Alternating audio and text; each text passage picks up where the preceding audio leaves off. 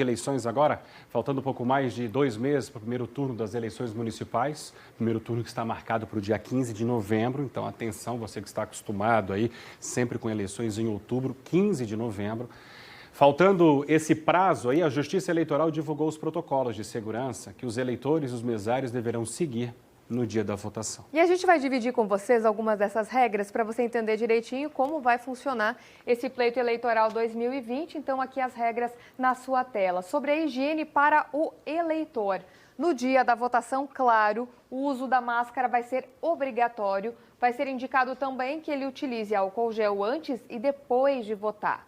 Orientação para evitar colocar a mão no rosto, que ele respeite a marcação de pelo menos 1 metro de distância ali na fila, que evite ir acompanhado, né? Mesmo com criança. Se puder, então, deixe o filho em casa, deixe com outra pessoa enquanto você vai votar. E claro que evite aperto de mãos e abraços durante esse processo, enquanto estiver ali para fazer a sua votação. São recomendações bem importantes que a gente tem mostrado aqui no Bom Dia Santa Catarina e vamos continuar mostrando e reforçando até o mês de novembro. O TSE anunciou protocolos de higiene, então vamos seguir a numeração, né? 1, 2, 3 e 4. O eleitor mostra o documento a 1 metro de distância do mesário, isso quando chega no local de votação. O mesário pode solicitar que o eleitor abaixe rapidamente a máscara. Ponto 3, o nome do eleitor é lido em voz alta pelo mesário e aí na sequência, depois de confirmar o seu nome, o eleitor guarda o documento e higieniza as mãos. Depois de fazer todo esse passo, tem mais informações importantes também. Aqui a gente divide, então, o item 5, né? Que é a assinatura do caderno de votação. O eleitor faz a assinatura no caderno, depois faz a solicitação do comprovante, é facultativa essa solicitação. Ponto 7, o eleitor é autorizado, então, aí sim a ir até a cabine para fazer a sua votação. Depois de digitar os números na urna eletrônica, ele precisa fazer uma nova higienização das mãos. Sobre esse assunto, Eve, vamos conversar agora com o diretor-geral do Tribunal Regional Eleitoral em Santa Catarina, Daniel Cel, está ao vivo com a gente. Daniel, obrigado por nos atender, bom dia para você. É uma eleição diferente para vocês também, né? Um processo mais desafiador, digamos assim, por esse momento que a gente está vivendo. Bom dia, Faraco, bom dia, Eveline. É desafiador, sim, e mais do que isso, como você vê pela notícia anterior aí, é uma situação que a gente não estava preparado para viver, né?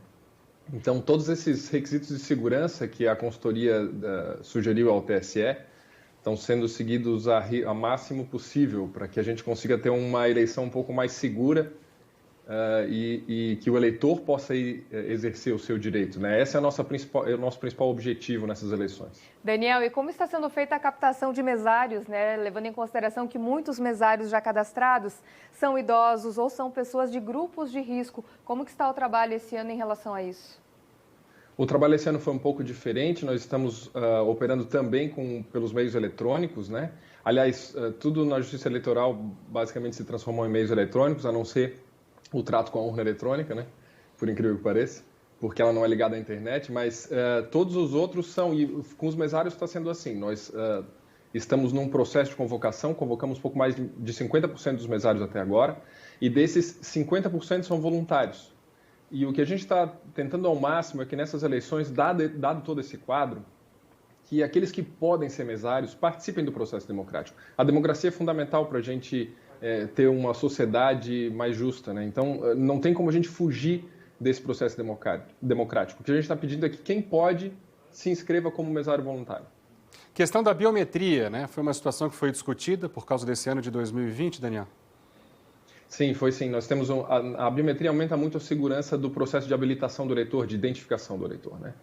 Acontece que com a pandemia, a própria consultoria médica, que tem hospitais muito renomados lá no TSE, né? Sugeriu que não fosse coletada a biometria, porque ela aumenta um pouquinho o tempo de habilitação do eleitor na urna, né? Isso aumentaria, em tese, a aglomeração. E o eleitor também tem contato com um dispositivo físico ali e que a gente consegue tirar nesse momento. Então, é por isso que foi retirada a biometria, por orientação médica mesmo. Para aquele eleitor que no momento da votação ou estiver com caso de Covid, estiver em tratamento ou é de algum grupo de risco que não vai até um local de votação, qual que é a orientação para essas pessoas?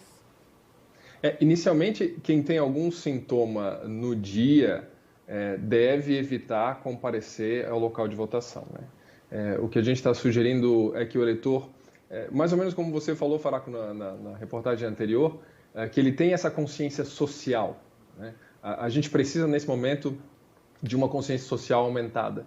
E o eleitor não deve comparecer, ele vai poder justificar o seu voto, ou melhor, vai poder justificar a ausência ao local de votação, né, por meio do e-título, que é o nosso aplicativo que vai permitir também justificativa no dia da votação. E a gente tem a possibilidade de justificativa nos 60 dias posteriores, né? O negócio, nesse momento, é evitar esse deslocamento desnecessário, né?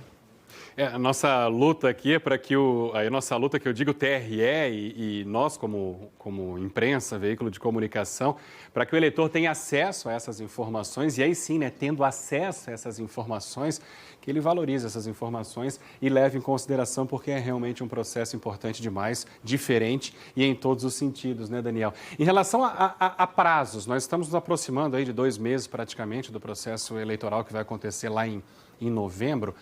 Qual é o principal ponto nesse momento que o eleitor precisa, né, estar atento? E não só o eleitor, né, os candidatos também, de certa forma.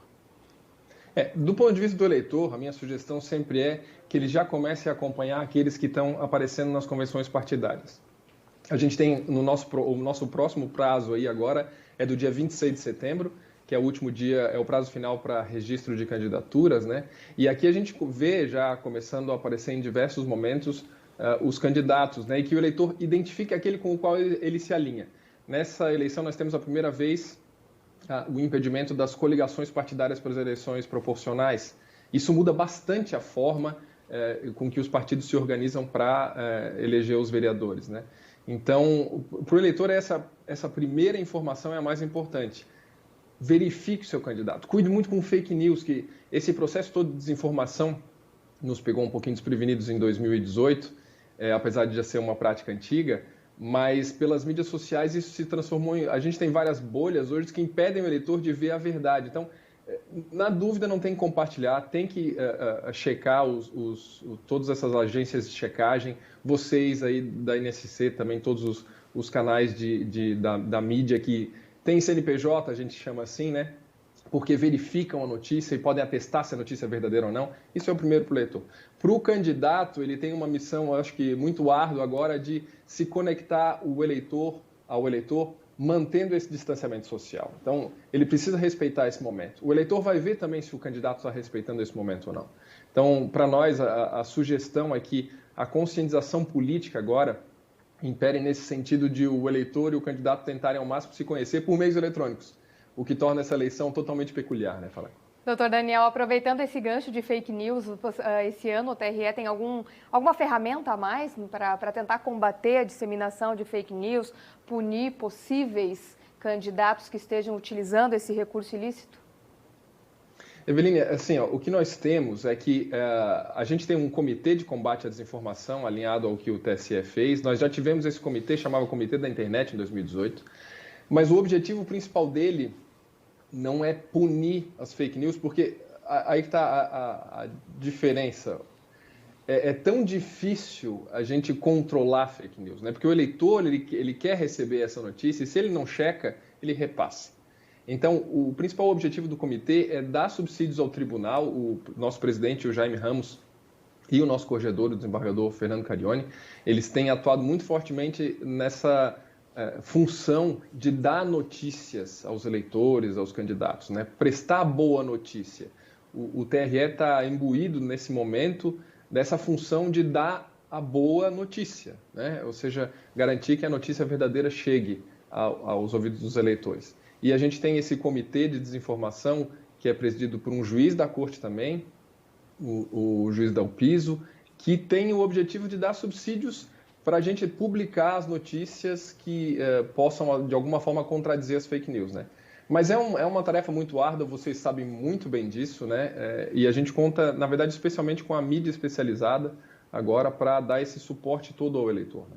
Para a gente fechar, Daniel, não sei se tens aí também de cabeça para passar para a gente os canais de comunicação, caso os eleitores que nos assistem nesse momento precisem, de alguma forma, entrar em contato aí com o TRE, o que a gente tem à disposição?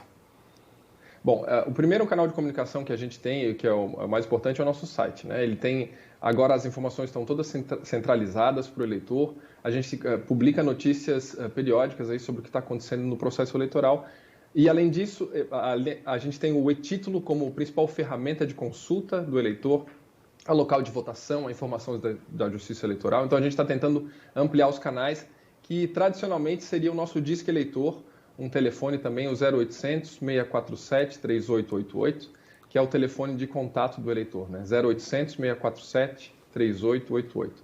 Mas a gente está sugerindo que os principais meios agora sejam os meios eletrônicos para conversar com a Justiça Eleitoral. Daniel Cel, diretor do Tribunal Regional Eleitoral em Santa Catarina, nosso TRE. Boa entrevista, importante, com muitas informações. Obrigado mais uma vez, um ótimo trabalho a todos por aí. Com certeza voltaremos a conversar aí nas próximas semanas até novembro. Eu estou à disposição. Muito obrigado a vocês, viu?